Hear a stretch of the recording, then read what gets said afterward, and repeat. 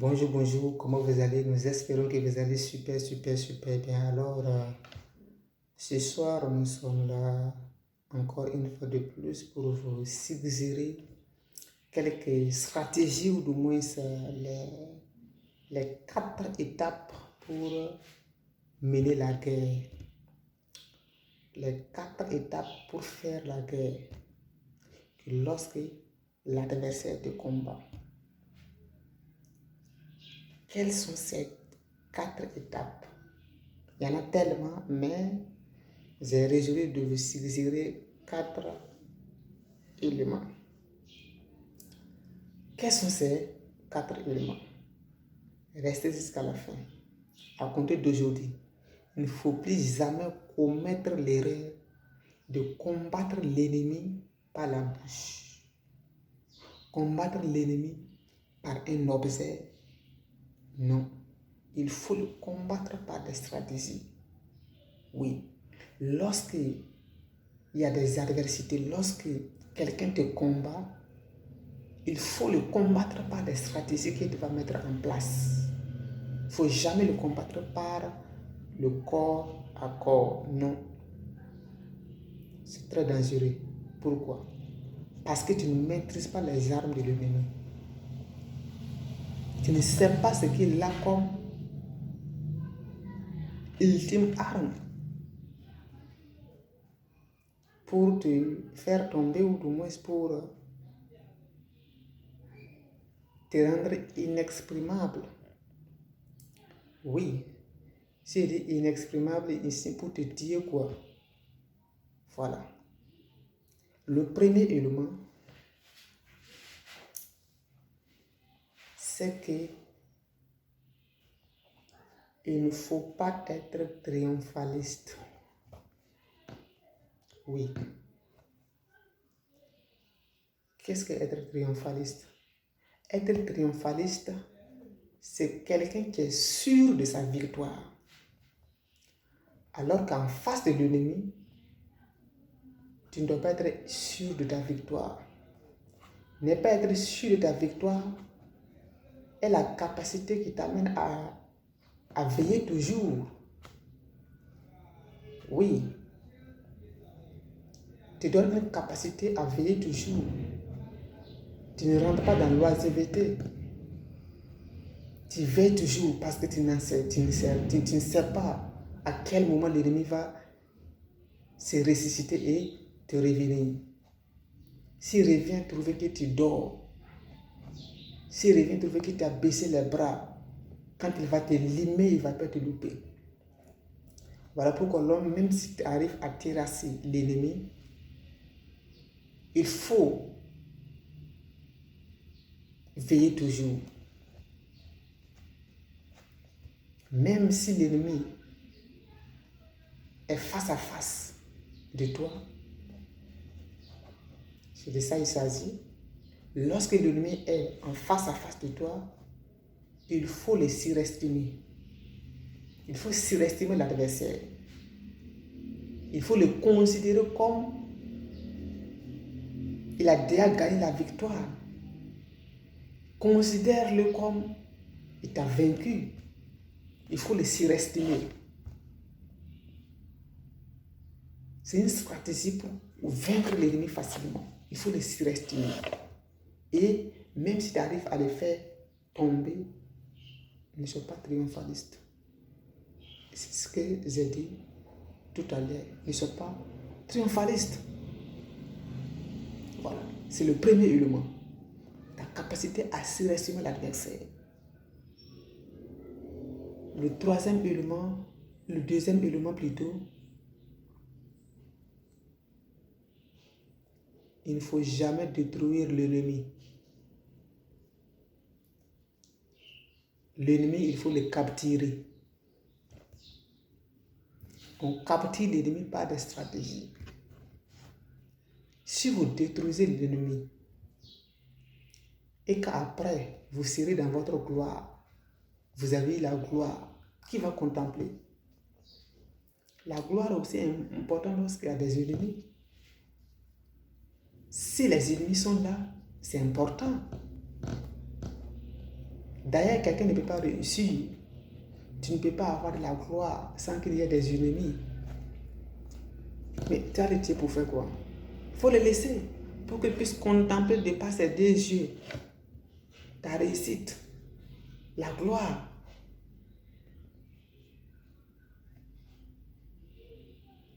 Oui, on ne tue pas l'ennemi, on captive l'ennemi. Oui, on captive l'ennemi.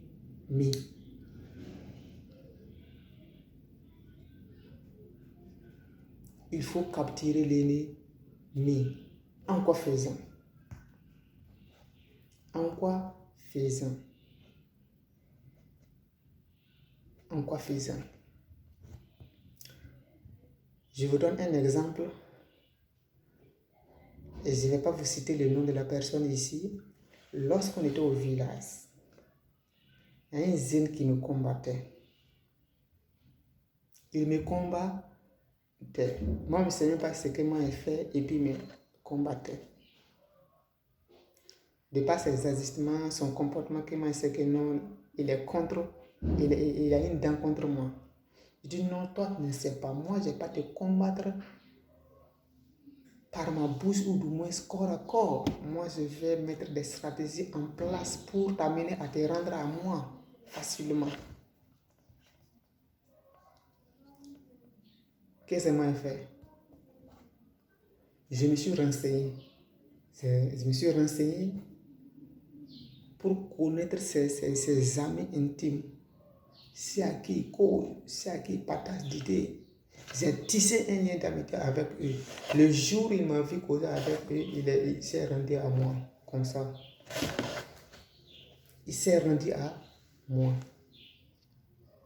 Et là, maintenant, il a commencé à me saluer. Je ne réponds pas. Il dit, pour te saluer, tu ne me réponds pas. Je dis, non, il n'a pas entendu. À compter ce jour, il a commencé à me saluer. Donc, l'ennemi, il faut le capturer.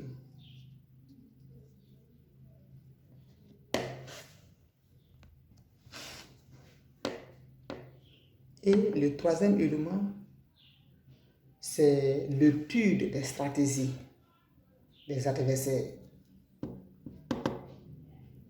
Oui, surtout je vais beaucoup m'adresser aux commerçants, ceux qui vendent là. Quand quelqu'un vous concurrence, lorsque quelqu'un est concurrent de vous, non, il ne faut pas le combattre de par la bouche. S'il mène des actions qui ne vous plaisent pas, ne le combattez pas par la bouche ou du moins corps à corps.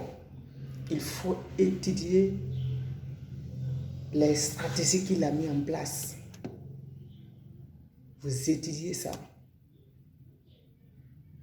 Oui. Quels sont ses clients? Ses amis, ses points forts, ses points faibles. Il faut étudier tout ça pour expérimenter pour toi. Et tu vas voir. Il ne va pas croire. C'est des stratégies. Il faut étudier les stratégies pour améliorer pour toi. C'est la même chose. Par exemple, ceux qui vendent l'alimentation, par exemple la nourriture. En fait, c'est des stratégies. Vous étudiez les stratégies. Par exemple, vous voulez vendre un ticket à côté, voilà, d'une dame qui vend un ticket déjà.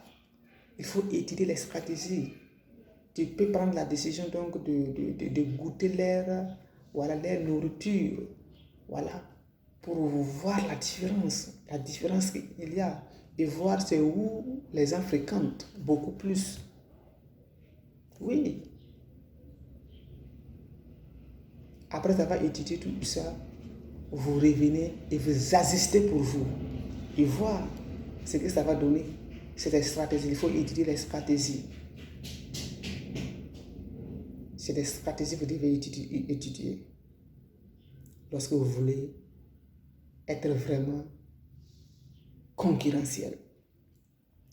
Oui. Il faut étudier les stratégies. Maintenant, le quatrième élément, c'est quoi? Le quatrième élément, c'est quoi? C'est le fait de mélanger plutôt le mensonge à la vérité. Ici, je ne vais pas dire de ne pas dire la vérité. Apprenez à mélanger le mensonge à la vérité pour connaître vos vrais amis. Pour faire la différence entre vos vrais amis et les ennemis. Parce qu'il y a des gens, ils sont juste à côté de toi parce que tu y en as. Parce que tu as, oui. Parce que vous avez. Et le jour, ça va finir, ils vont disparaître. Tu ne vas plus les voir. Tu ne vas plus les voir. Pour faire cette différence-là, il faut mêler le mensonge à la vérité. Tu vas voir certaines personnes vont aller raconter ce que vous avez menti ou du moins le mensonge que vous avez raconté. Certaines personnes vont aller raconter ça à d'autres personnes. Oui. Et tu sauras bien que si c'était de la vérité, tu avais dit, cette personne allait raconter cette même vérité. Et déjà, tu sais que c'est l'ennemi qui est là. Tu lui fermes la porte. Vous voyez? Vous lui fermez la porte. Oui. Parce que vous ne savez rien. On n'en sait rien. On n'en sait rien. On n'en sait rien. Frères et sœurs, aujourd'hui, si le poison existe, c'est parce que tout simplement, il y a des vrais amis qui acceptent pour accomplir la mission de tes ennemis. C'est à cause de ça que le poison existe. Je n'ai pas dit poisson, j'ai dit poison. À cause de ça, il faut éviter de dire tout le temps la vérité. D'ailleurs, la vérité n'existe pas. Oui, la vérité, c'est le mensonge dit au bon moment. Et le mensonge, c'est ce qui est dit au mauvais moment. Oui. Si tu peux raconter du mensonge au bon moment et ça sera considéré comme de la vérité.